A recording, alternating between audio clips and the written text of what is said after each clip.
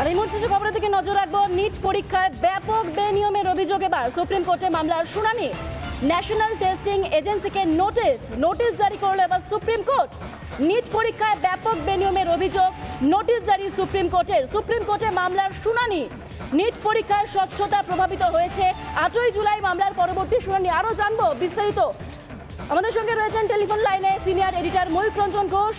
Mayukh, NEET পরীক্ষায় ব্যাপক বেনিয়মের অভিযোগ উঠছে এবং নোটিশ জারি সুপ্রিম কোর্টের, কি আপডেট রয়েছে আরো?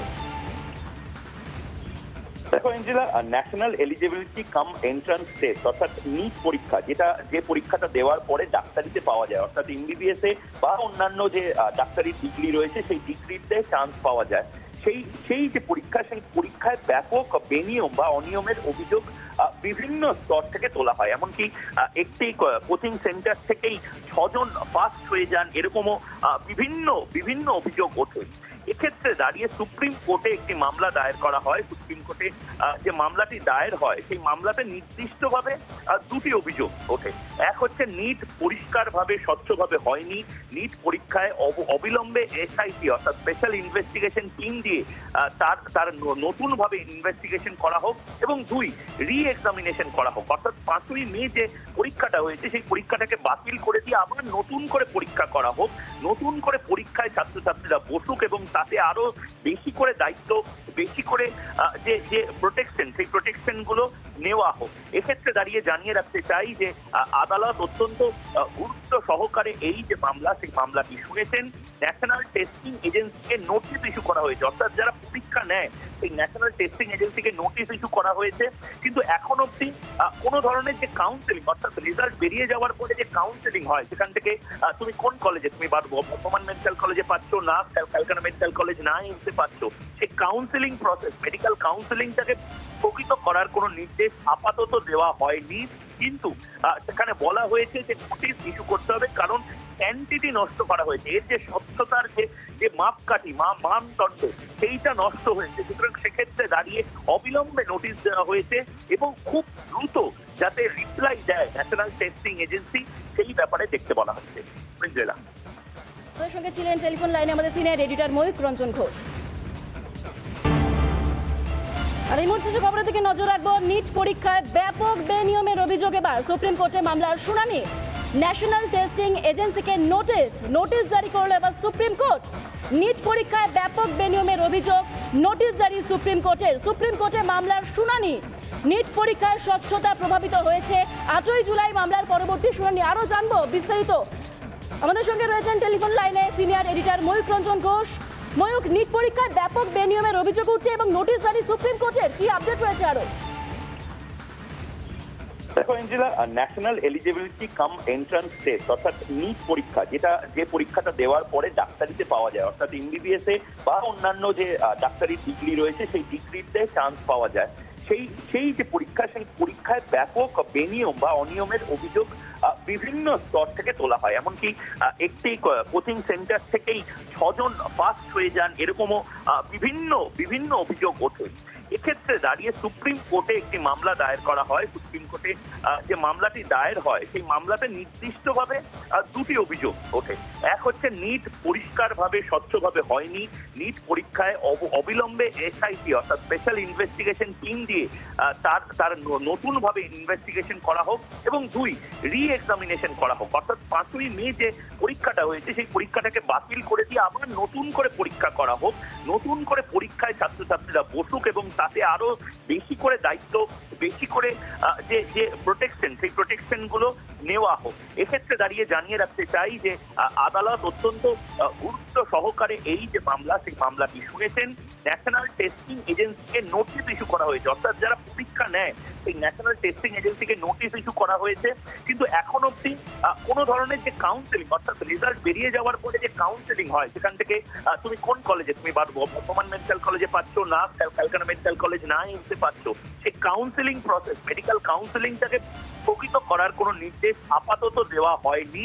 কিন্তু সেখানে বলা হয়েছে যে নোটিশ ইস্যু করতে হবে, কারণ এন্টিটি নষ্ট করা হয়েছে, এর যে স্বচ্ছতার যে মাপকাঠি মানদণ্ড সেইটা নষ্ট হয়েছে। সুতরাং সেক্ষেত্রে দাঁড়িয়ে অবিলম্বে নোটিশ দেওয়া হয়েছে এবং খুব দ্রুত যাতে রিপ্লাই দেয় ন্যাশনাল টেস্টিং এজেন্সি, সেই ব্যাপারে দেখতে বলা হচ্ছে। সঙ্গে ছিলেন টেলিফোন লাইনে আমাদের সিনিয়র এডিটর ময়ূক রঞ্জন ঘোষ। আর এই মুহূর্তে সরাসরি নজর রাখবো পার্ক স্ট্রিটের দিকে। পার্ক স্ট্রিটের অফিস পাড়ায় ভয়াবহ অগ্নিকাণ্ড। পার্ক স্ট্রিটের বহুতলে আগুন লাগার ছবি এই মুহূর্তে আপনাদের সামনে। রেস্তোরাঁর রান্নাঘরে আগুন লাগে বলে জানা যাচ্ছে।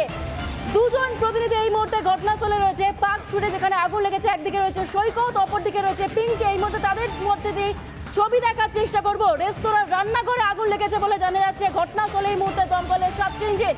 প্রথমে সৈকতের কাছে চলে যাব। সৈকত, এই মুহূর্তে দাউ দাউ করে আগুন জ্বলছে ঘটনাস্থলে, সার্চ ইঞ্জিন, কি পরিস্থিতি এখন?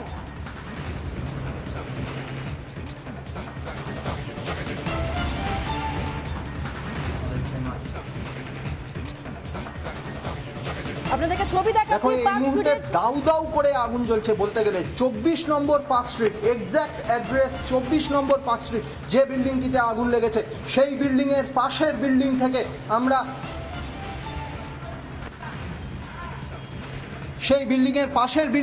আমরা সরাসরি ভিজুয়ালস দেখাচ্ছি। আমার ভিডিও জার্নালিস্ট রাজশেখর সরাসরি দেখাচ্ছে সেই চিত্র। যেখানে আগুন লেগেছে সেই বিল্ডিংয়ের পাশ থেকে আমরা সরাসরি দেখাচ্ছি সেই চিত্র। এখনো পর্যন্ত কালো ধোঁয়ায় গোটা এলাকা ঢেকে গেছে এবং যেখানে আগুন লেগেছে সেই জায়গাটা থেকে এখনো পর্যন্ত দাউ দাউ করে কালো ধোঁয়া বেরোচ্ছে। আগুনের লেলিহান শিখা এখনো পর্যন্ত দেখা যাচ্ছে। দমকলের 7টি ইঞ্জিন ঘটনাস্থলে কাজ করছে। সরাসরি দেখাচ্ছি আমরা সেই চিত্র। যেখানে যে বিল্ডিংটিতে আগুন লেগেছে, সেই বিল্ডিংয়ের গ্রাউন্ড ফ্লোরে একটি রেস্টুরেন্ট রয়েছে এবং যেখানে আগুন লেগেছে সেই জায়গাটি ওই রেস্টুরেন্টের কিচেন রুম এমনটাই জানা যাচ্ছে। এবং কিচেন রুমে প্রচুর পরিমাণে দাহ্য বস্তু, এমনকি গ্যাস সিলিন্ডারও রয়েছে। সেই জন্যেই কিন্তু পুলিশ এবং নিরাপত্তা কর্মীদের তরফ থেকে এই জায়গার কাছাকাছি ঘেঁষতে দেওয়া হচ্ছে না, কারণ যে কোনো মুহূর্তে গ্যাস সিলিন্ডার ব্লাস্ট হলেও হতে পারে। যে জায়গাটায় আগুন লেগেছে সেটি একটি রেস্টুরেন্টের কিচেন রুম এবং এই রেস্টুরেন্টের মালিক যিনি, ঘটনা দেখে তিনি রীতিমতো কেঁদে ফেলেছেন স্বাভাবিকভাবেই। তবে তিনি যেটা জানিয়েছেন যে যখন আগুন লাগে বা এখনো অবধি যেখানে আগুন লেগেছে সেখানে কিন্তু কেউ নেই, সেখানে কোনো কেউ ছিল না, যার ফলেই কিন্তু এই ঘটনায় কোনো প্রাণহানি হয়নি, কোনো ক্যাজুয়ালিটি হয়নি। কিন্তু ঘটনায় রীতিমতো আতঙ্ক ছড়িয়েছে। একেবারে অফিস টাইম সবে শুরু হয়েছে, ঠিক সেই সময় এই অগ্নিকাণ্ড, যার ফলে এই পার্ক স্ট্রিট এবং ক্যামাক স্ট্রিট সংযোগস্থলে এই বিল্ডিংটির এক্স্যাক্ট অ্যাড্রেস 24 পার্ক স্ট্রিট এবং পার্ক স্ট্রিট এই ক্যামাক স্ট্রিটের সংযোগস্থলে এই বিল্ডিং। সরাসরি দেখাচ্ছি যে কিচেন রুমে আগুন লেগেছে সেই কিচেন রুমের একদম ডান সাইড বরাবর বা আমরা যেখানে রয়েছি তার থেকে বাম সাইড বরাবর এখনো পর্যন্ত আগুনের দাউ দাউ করে আগুন এবং ধোঁয়া, কালো ধোঁয়া এখনো পর্যন্ত বেরোচ্ছে। অর্থাৎ যেটা বোঝা যায় যে এখনো কিন্তু প্রচুর পরিমাণে দাহ্য বস্তু এই কিচেন রুমের ভিতরে রয়েছে, যার ফলেই কিন্তু কালো ধোঁয়া বেরোচ্ছে। এবং যেহেতু এটা কিচেন রুম, তাই পুলিশের তরফ থেকে এখানের কাছাকাছি কাউকেই ঘেঁষতে দেওয়া হচ্ছে না। দমকলের 7টি ইঞ্জিন ঘটনাস্থলে এই মুহূর্তে কাজ করছে। সরাসরি দেখাচ্ছি আমরা সেই চিত্র। দাউ দাউ করে জ্বলছে এই 24 নম্বর পার্ক স্ট্রিটের একটি রেস্টুরেন্টের কিচেন রুম এবং এই কিচেন রুমে বেশ কিছু গ্যাস সিলিন্ডার থাকতে পারে অনুমান করছে পুলিশ, সেই জন্যে কাছাকাছি কাউকেই ঘেঁষতে দেওয়া হচ্ছে না। দমকলের 7টি ইঞ্জিন ঘটনাস্থলে কাজ করছে।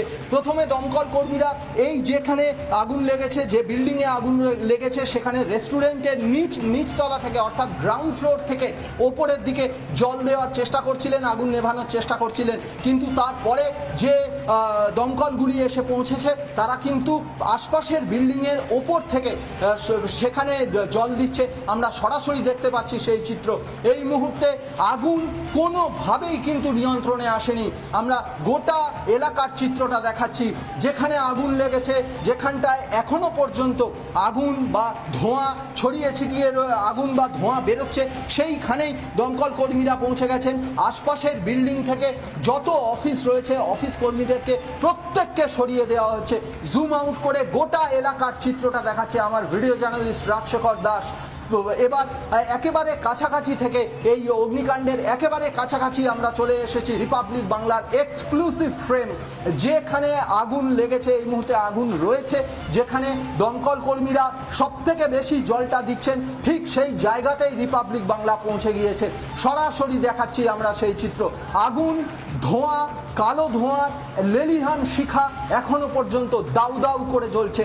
আগুন থামার এখনো পর্যন্ত কোনো লক্ষণ নেই। প্রায় 40 থেকে 45 মিনিট হয়ে গেল, এই আগুন কমে যাওয়ার কোনো লক্ষণ এখনো পর্যন্ত দেখা যাচ্ছে না।